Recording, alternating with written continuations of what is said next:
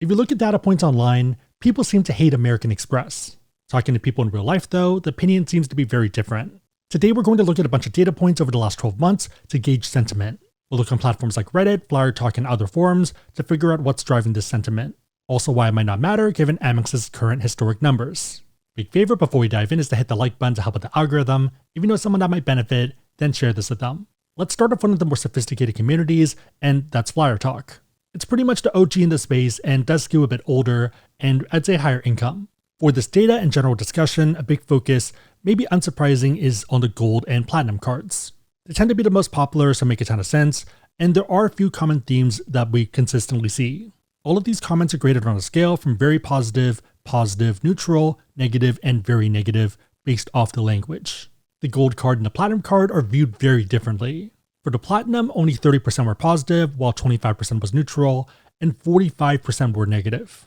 In contrast for the gold, 60% were positive or very positive, 20% neutral, and then only 20% negative. For the platinum, there were three major complaints. One is on lounge overcrowding, the other is on the structure of credits making it hard to get value, third is on lack of retention offers, but that feels kind of fair. Main reason being that people were farming those. For the gold card, people are happy with the multipliers and how it tied into their lives.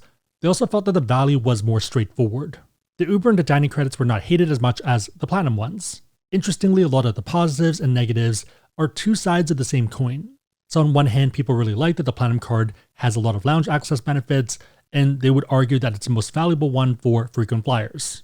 Especially so if you fly Delta, and it becomes pretty easy to justify.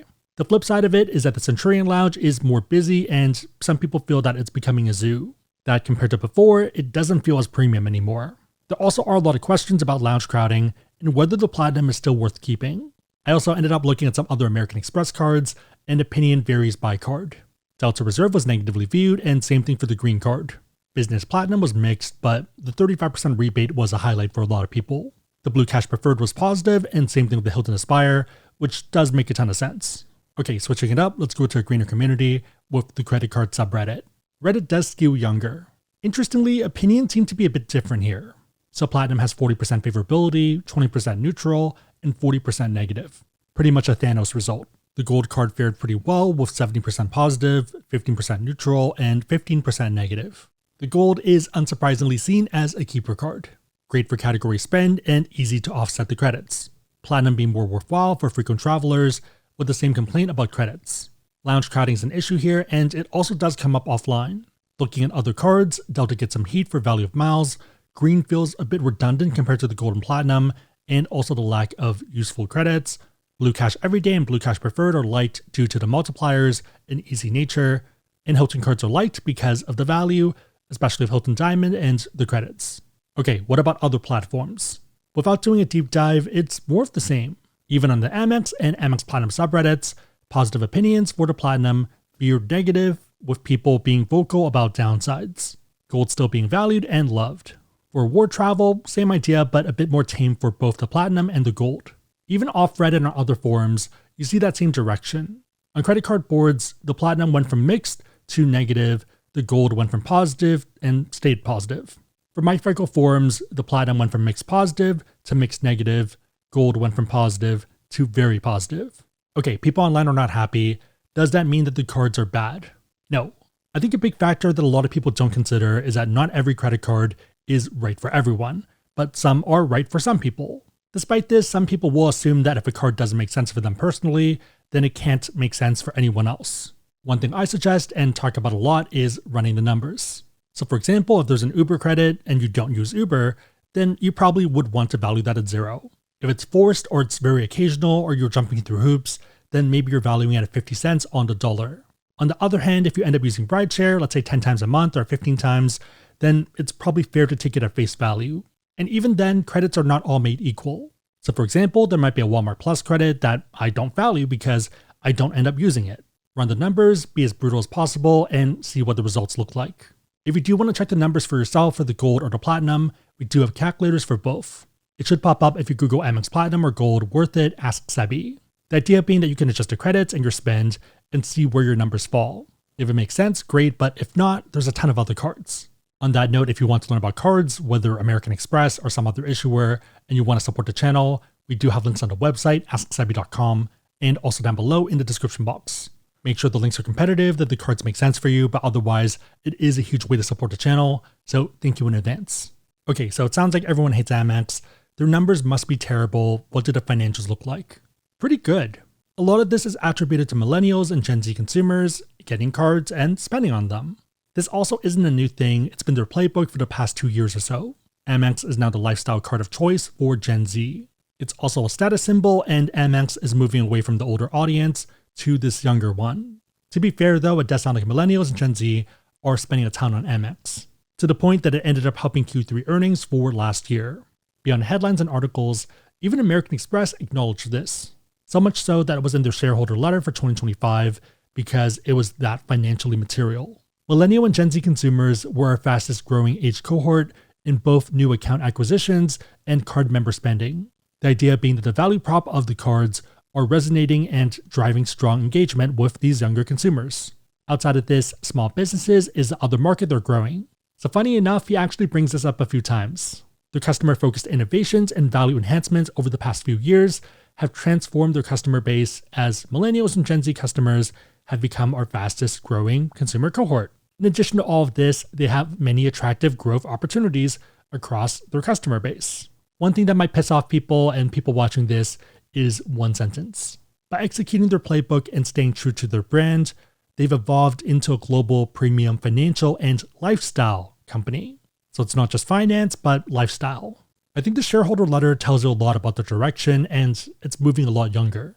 One big focus is around festivals and other events. Coachella is probably the best example of this, where by having a card, you have access to special tickets.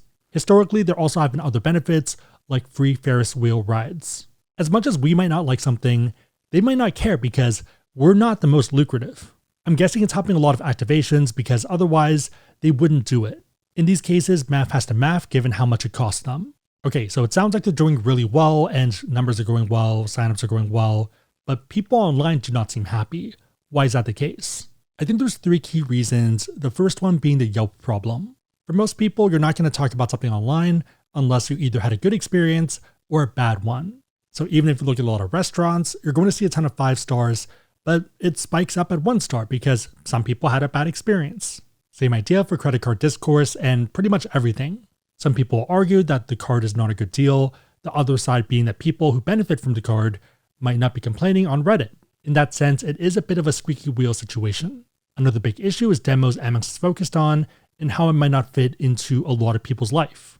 So to me at least, they are younger leaning, they're focused on cities, and either higher earners or ones aspiring to be higher earners. Which does kind of make sense that a credit card company that makes money on swipes is after people who make more money, who spend more money, and who have more disposable income. For example, even though I don't pay for Equinox, there's a ton of them for a reason, and a lot of people happily do. Let's assume American Express nets 1% on every dollar you spend. That tech person that makes $250,000 looks pretty lucrative because they're probably spending a lot of that. For example, spending $1,000 eating out and a few hundred on drinks every weekend. In some cases, $4,000 a month between 2 people for food and drinks. They might also take a ton of Ubers and travel, let's say, once a quarter.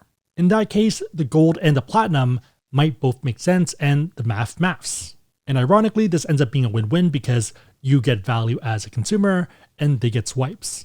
In contrast, talking to relatives in Houston, it's a lot tougher to justify these high annual fee cards. Part of it being that they don't take Uber, and if they do travel, it's oftentimes driving to Dallas or Austin, and they eat out, but it's a lot cheaper. For example, $100K in Houston is equivalent to almost $180K in San Francisco. Main reason being that everything's more expensive, whether food or rent. If you're spending more because food costs more, then multipliers matter more as well. The point being that $700 in New York feels a lot cheaper than $700 in Orlando. Also, the fact that a lot of the credits that people hate online are ones that people use every week. The last one and the biggest reason for the divide is customer personas. Someone hanging out on a credit card subreddit and watching a YouTube video until, let's say, the 12-minute mark is very different from the average person. If anything, I'd argue that we're more value-focused and also perks and features aware.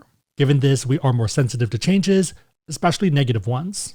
Another big factor that I don't think we appreciate is that there are a lot of people out there that don't know about features. So it sounds crazy, but I've met friends of friends who have the Platinum card and have had it for a while, who don't know that there's an Uber credit or that they can access lounges. They have the card because it's something they know they should have. In the same way that they might have the iPhone and they upgrade every year, but they don't care about the features. On the other hand, I feel like I'm more of an enthusiast and I'm very feature focused. If anything, researching and learning about different products and using them and how they can kind of fit into my setup or life is part of the journey and the fun of it. But yeah, there are plenty of people that have it because they like the customer service, or they know they're supposed to, or they don't want to switch because that's too much work. Interestingly, this group does have one major complaint, and it's lounge crowding. Numbers I've seen thrown out are 900, 1200, or 1500 for the annual fee in order to weed out people and just make it less busy. The younger people seem fine with it if it comes with credits, but the older ones just don't want people. There definitely is a cohort that's focused on lounge benefits and they're less cost sensitive, and then another one that wants a VIP experience, but right now the card is too available and they're not happy, it's not scratching that itch. So if anything, those people with the platinum card look at us and they think that we're brokies because why do you even care about using credits? It shouldn't matter, it's just a platinum card. And I think it is easy to generalize that rich people are rich and that they don't pick up pennies and stuff, and we're kind of in the way, but I don't think that's the case. I think you'd be surprised by how many high net worth people do it for the thrill of it and like getting value and finding opportunities. So you can sell a company for $250 million, but it doesn't mean you don't like credit cards. I'm probably dating myself and outing myself as a Spurs fan, but Manu Ginobili, who made $130 million in his NBA career, is a points nerd and is really into the space, which might be surprising to a lot of people. So I don't think it's a rich and poor thing, it's more mindset. The best parallel I can think of is a buffet. The people watching content on the best buffets in Vegas or discussing it on Reddit are probably super users or value seekers. The regular person, the normal person, just kind of shows up. Sometimes they might not even eat that much or focus on the higher value food. So in this case, as credit card people, we're the buffet optimizers, eating the more expensive items and trying to get value. Regular people eat whatever looks good, whether that's bread, rice, or anything, which is fine if that's you, not judging, your mileage may vary. Yeah, normal people wouldn't care that, let's say, lobster service slowed down or that they didn't bring out a fresh new bin of it for 15 minutes because they're not purely focused on that. It's fundamentally a super user issue compared to everyone else. Again, if you are considering the gold or platinum card and you want to run the numbers, we do have calculators on AskSebby.com. If you want to learn about those cards or pretty much any other cards out there and you want to support the channel, we have links on the website, AskSebby.com, and down below in the description box. If you made it to this point, leave a lobster emoji in the comments down below and I'll try to heart it and also respond. 3 questions: what do you like about Amex? What don't you like? And what features and credits would you want to see in future cards?